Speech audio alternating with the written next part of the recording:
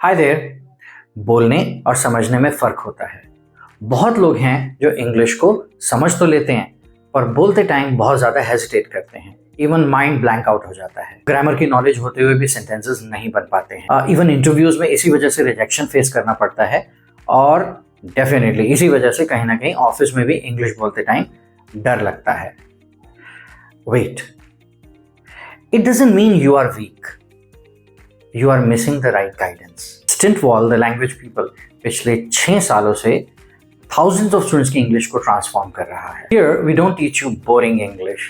We build your confidence, we practice real life communication and we help you speak without fear. 3 months का course है, group learning करनी है, खूब सारी mistakes करनी है, एक दूसरे को सपोर्ट करना है और खूब एंजॉय करना है, राइट? तो fear of English is out and confidence in. For more details, call up this number and talk to our counselors. Thank you.